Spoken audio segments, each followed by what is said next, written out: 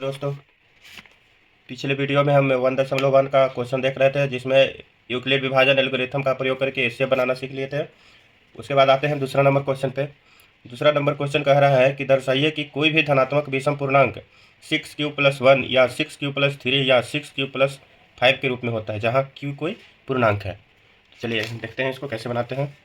Exercise 1.1 का है दूसरा नंबर क्वेश्चन। देखिए इसको बनाएंगे।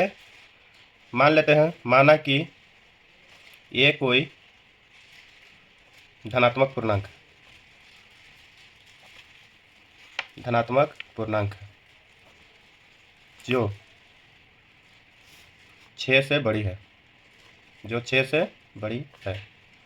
देखिए यहाँ पे 6q+1 कह रहा है, 6q+3 कह रहा है, 6q+5 कह रहा है।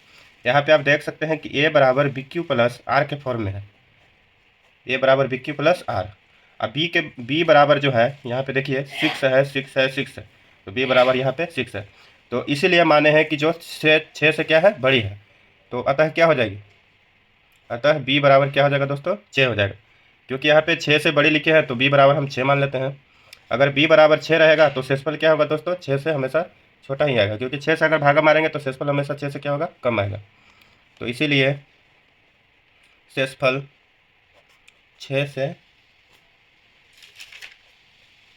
कम होगा। तो r बराबर क्या हो जाएगा दोस्तों, 0, 1, 2, 3, 4 और 5। तो अब इसके बाद चलेंगे यूक्लिड विभाजन प्रमेय से। ए बराबर क्या होगा दोस्तों, bq+r। यहाँ पे केस फर्स्ट बनाएंगे, केस फर्स्ट r बराबर क्या लेंगे, 0। तो ये बराबर क्या हो जाएगा दोस्तों, bq+r। b के बराबर, b की जगह पे क्या है, 6 है, b बराबर है 6। तो 6q+0 या a बराबर हो जाएगा 6q हो जाएगा, a बराबर 6q। देखिए यहाँ पे q कोई पूर्णांक है तो 6q हो गया दोस्तों। अब देखिए यहाँ पे ध्यान दीजिएगा, यहाँ पे देखिए हम देखेंगे कि ये बराबर जो 6q हुआ यह सम संख्या है कि विषम संख्या है। क्योंकि यहाँ पे देखिएगा q कोई भी पूर्णांक हो, सम हो या विषम हो, q कोई भी पूर्णांक हो उसे 6 से गुना करने पर क्या हो जाएगा दोस्तों, सम संख्या बन जाती है। देखिए दोस्तों, अगर q कोई भी पूर्णांक रहेगा, जैसे q 1 है या 2 है, 6 से गुना करेंगे तो 6 में 1 से तो 6 हो जाएगा, 6 में 2 से तो 6 दूनी 12 हो जाएगा, 6 में 3 से 6 3 18 हो जाएगा। तो सभी क्या हो रहा है दोस्तों, सम संख्या। तो मतलब ये क्या हो जाएगा, ये सम संख्या है। क्या है दोस्तों, सम संख्या। हम यहाँ पे देख लिए। अब केस 2, r बराबर 1, यहाँ से लेंगे 1 2 3 4 5 रखते जाएंगे। तो ये बराबर हो जाएगा 6q+1। देखिएगा ये जो है सम संख्या है और 1 क्या है, 1 तो जान रहे हैं कि विषम संख्या है। तो सम संख्या प्लस विषम संख्या क्या होगा दोस्तों, ये टोटल बन जाएगा विषम संख्या। क्या हो जाएगा, टोटल हो जाएगा विषम संख्या। ये हो जाएगा विषम संख्या। इसको हम समीकरण फर्स्ट मान लेते हैं।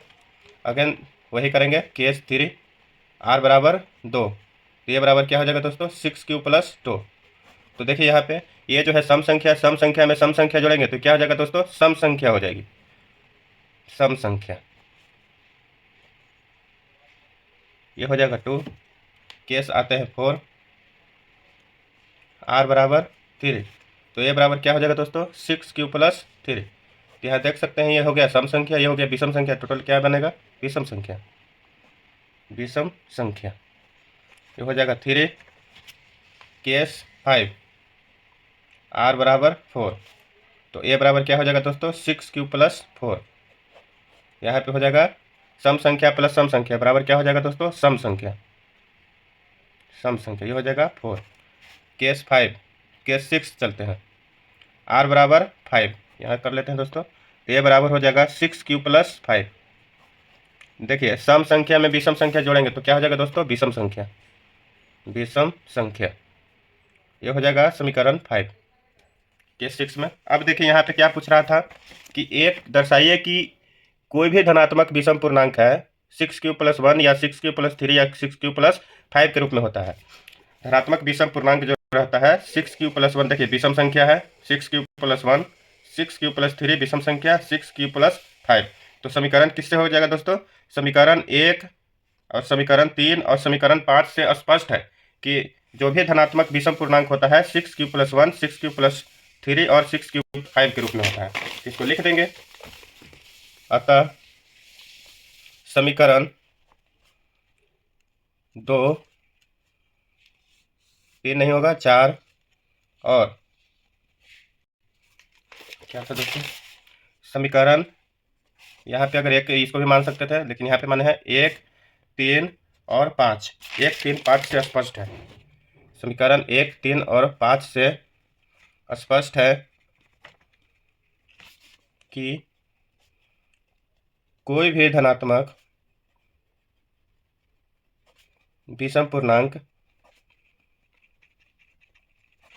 6q+1 या 6q+3 या 6q+5 के रूप में होता है, के रूप का होता है। क्या हो जाएगा? ये प्रूव्ड हो गया। प्रूव्ड दैट, प्रूव कर लिए। चलिए आगे बढ़ते हैं। दूसरा नंबर क्वेश्चन क्या कह रहा है दोस्तों? दूसरा नंबर क्वेश्चन है, कह रहा है कि किसी परेड में 616 सदस्यों वाली एक आर्मी जो है, आर्मी की टुकड़ी को 32 सदस्यों वाले एक आर्मी बैंड के पीछे मार्च करना है। दोनों समूहों को समान संख्या वाले स्तंभों में मार्च करना है। दोनों स्तंभों की अधिकतम संख्या क्या होगी? देखिए 3 नंबर क्वेश्चन, 616 सदस्य वाला है, एक 32 सदस्य वाले है। तो कह रहा है कि आर्मी बैंड के पीछे मार्च करना है, तो दोनों दोनों समूहों को समान संख्या वाले स्तंभ में खड़ा होना है, मैंने मार्च करना है। दोनों समूहों को समान संख्या वाले स्तंभ में क्या करना है? मार्च करना है। तो अधिकतम संख्या क्या होगी? तो देखिए अगर क्वेश्चन में बोले एचसीएफ क्या निकालना है और एलसीएम क्या निकालना है, देखिए अधिकतम संख्या निकालने के लिए बोलेगा अधिकतम संख्या, तो वहाँ पे क्या अधिकतम, तो एचसीएफ निकालेंगे। जहाँ न्यूनतम की बात रहेगा, न्यूनतम संख्या निकालने के लिए बोलेगा, तो वहाँ पे एलसीएम निकालेंगे। क्योंकि एचसीएफ जो होता है वह बड़ी से बड़ी संख्या होती है, क्या हो, जो दी गई संख्याओं को विभाजित कर दे। और एलसीएम जो होती है वह छोटी से छोटी संख्या होती है जो दी गई संख्याओं से विभाजित हो जाए। तो ये दोनों का एचसीएफ निकालेंगे। तो 32 और 616 का एचसीएफ क्या हो जाएगा दोस्तों? एचसीएफ निकाल लेते हैं भाग विधि से। तो देखिए इससे कट जाएगा, तो यहाँ पे आप निकाल सकते हैं एलसीएम एचसीएफ। 32 का एक बार, तो 32 हो गया। कितना आ जाएगा? 9, यहाँ पे 5 में से 3 गया, 2, यहाँ पे 6। 32 नमा कितना हो जाएगा दोस्तों? 9 दूनी 18, 9 3 27, 1 28। कितना आ गया? 8, खत्म, 288। यहाँ 32 उतारेंगे, 8 चौका 32, मतलब ये 8 से क्या है डिवाइड हो जाएगा। तो एचसीएफ कितना हो जाएगा? 8। तो अधिकतम क्या हो जाएगा जिसमें वे मार्च कर सकते हैं? 8 आंसर हो जाएगा। 4 नंबर क्वेश्चन देखिएगा, कह रहा है कि यूक्लिड विभाजन परिमेयिका का प्रयोग करके दर्शाइए कि किसी धनात्मक पूर्णांक का वर्ग किसी पूर्णांक m के लिए 3m या 3m+1 के रूप का होता है। तो 4 नंबर क्वेश्चन देख लेते हैं। देखिए 3m या 3m+1 के रूप का होता है। तो यहाँ भी देखिए, यहाँ भी वही है, a बराबर bq+r के रूप में है। देखिए m के लिए कह रहा है कि 3m होगा, 3m+1 के रूप में होगा। तो देखिए माना कि ये कोई धनात्मक पूर्णांक है जो 3 से बड़ी है, जो 3 से क्या है दोस्तों? बड़ी है। तो अतः क्या हो जाएगा? b बराबर 3 हो जाएगा। यहीं पे देखिए b हो जाएगा ये। यहाँ a बराबर कोई होगा, तो a बराबर अगर हम b बराबर हम 3 रखेंगे, 3m+1, तो a बराबर तो ऑटोमेटिक हो जाएगा कि 3 से बड़ी हो जाएगा, इसीलिए 3 से बड़ी लिखी है। इसीलिए शेषफल क्या हो जाएगा? शेषफल हमेशा अगर 3 से भागा मारेंगे तो शेषफल तो 3 से कम ही रहेगा, 3 से कम होगा, कम होगा। तो r बराबर क्या हो जाएगा? 0, 1 और 2 हो जाएगा। अब यहाँ पे लगाएंगे यूक्लिड विभाजन प्रमेय से। ए बराबर क्या होता है, बी क्यू प्लस आर।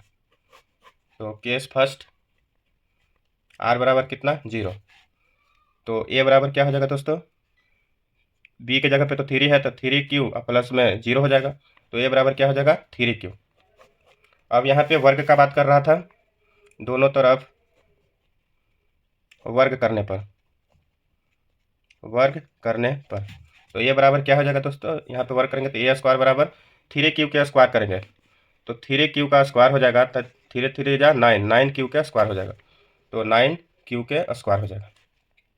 या इसको ऐसे भी लिख सकते हैं यहाँ पे, क्योंकि हमको 3m के रूप में लाना है, तो ए स्क्वायर बराबर 3 बाहर निकाल देते हैं, 3 क्यू स्क्वायर। अब यहाँ पे देखिए, कोई जो यहाँ पे देख सकते हैं, यहाँ पे कह रहा था कि पूर्णांक एम के लिए, तो हम एम लाते हैं, पूर्णांक एम। तो मान लेते हैं कि माना कि 3 क्यू स्क्वायर बराबर एम, क्योंकि एम कोई पूर्णांक है, तो या ए स्क्वायर बराबर हो जाएगा 3, यहाँ पे देखिए कि 3 क्यू स्क्वायर को एम मान ली है पूर्णांक, तो 3m हो जाएगा। यह समीकरण फर्स्ट हो गया। चलिए आगे चल देखते हैं। आगे से केस सेकंड,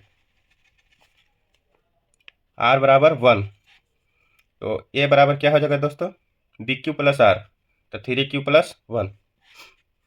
तो दोनों तरफ वर्ग करने पर,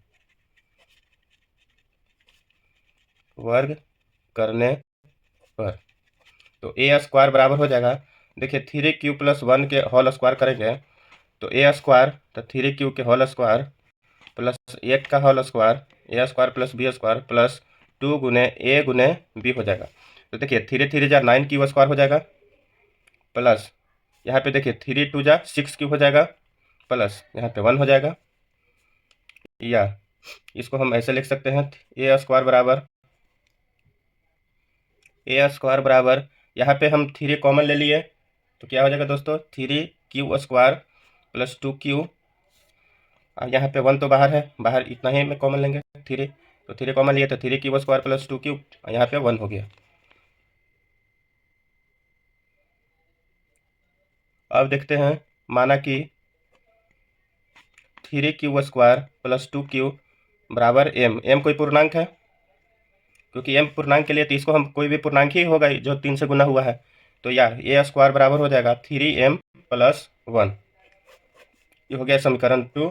इसी प्रकार आप बना सकते हैं आर बराबर 2 पर भी। तो यहाँ देखिए 3m या 3m प्लस 1 के रूप में होता है, तो समीकरण से तो स्पष्ट हो गया। अतः समीकरण 1 और समीकरण 2 से स्पष्ट है कि किसी धनात्मक पूर्णांक का वर्ग, धनात्मक पूर्णांक का वर्ग 3 पूर्णांक का वर्ग किसी पूर्णांक m के लिए 3m या 3m प्लस 1 के रूप का होता है, स्पष्ट हो गया दोस्तों। आप लास्ट क्वेश्चन 5 नंबर, जैसे देखिए कि यूक्लिड विभाजन प्रमेयिका का प्रयोग करके दर्शाइए कि किसी धनात्मक पूर्णांक का घन 9m प्लस 1 या 9m प्लस 8 के रूप में होता है। देखिए बनाते हैं इसको, तो वैसे ही बनाएंगे। माना कि ये कोई धनात्मक पूर्णांक है जो यहाँ पे देखिए 9m है, 9m प्लस 1 है या 9m प्लस 8 है। देखिए यहाँ पे 3 करके भी बना सकते हैं, 3 जा 9 हो जाएगा, या 9m करके भी बना सकते हैं, कैलकुलेशन थोड़ा बड़ा हो जाएगा। तो हम 3 करके बना रहे हैं जो 3 से बड़ा है, तो b बराबर क्या हो जाएगा दोस्तों, b बराबर 3। क्यों हो जाएगा बताए हैं, क्योंकि यहाँ देखिए b बराबर यहाँ पे 9 है, b बराबर 9 है, इसे यहाँ पे 9 की जगह पे 3 मान लिए हैं, तो इसीलिए क्या हो जाएगा, शेषफल हमेशा 3 से कम होगा। तो r बराबर हो जाएगा 0, 1, 2 हो जाएगा। अब चलेंगे यूक्लिड विभाजन प्रमेय से